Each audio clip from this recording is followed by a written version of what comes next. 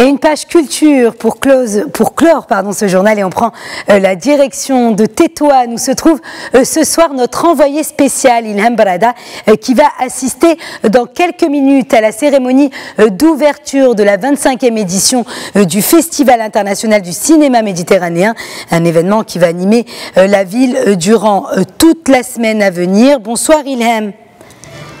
Alors plus que quelques minutes avant le coup d'envoi du Festival international du cinéma méditerranéen, alors quelle est l'ambiance ce soir ? Bon, la première ambiance, c'est qu'il fait très froid, il pleut, il a un peu plu il y a quelques minutes. Fort heureusement, ça s'est arrêté. Les invités sont déjà sur place ici au cinéma espagnol.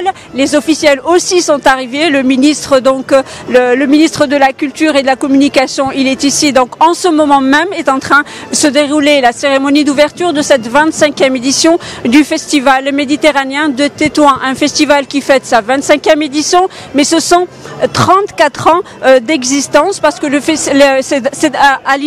au départ c'était quand même une association qui a été créée en 1985, c'était les Amis du cinéma, et bien sûr au fil des ans l'association s'est développée pour aujourd'hui être une fondation.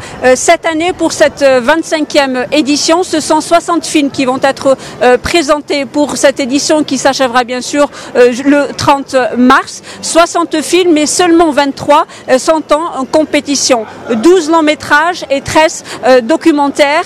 Donc le long métrage, il est présidé par le compositeur italien Roberto Giacomo, et le documentaire est présidé par le réalisateur Malek Ben Smaïl, qui est d'Algérie. Il est algérien, on a eu l'occasion de le rencontrer tout à l'heure. Donc il est très heureux d'être participé à ce festival. Il estime que le documentaire est en plein développement. Mais la 25e édition du festival, c'est également des conférences, des rencontres. Il y a une conférence sur la place de la femme dans le cinéma, dans le cinéma mondial, dans le 7e art. La nouvelle cinéphilie qui est en train de se développer à l'ère de la numérisation, mais également des ateliers, des rencontres et des débats sur le cinéma marocain. Sur le cinéma en général, je voulais juste dire qu'il y a quand même une rétrospective du cinéma marocain et tous les films marocains qui ont été primés tout au long de ces 25 ans d'existence. Et cette année, c'est le cinéma palestinien qui est à l'honneur, et donc toute une panoplie de films palestiniens vont être présentés avec une conférence bien sûr sur le cinéma palestinien. Un tout dernier mot, c'est juste que le film d'ouverture aujourd'hui, c'est un hommage au cinéma égyptien.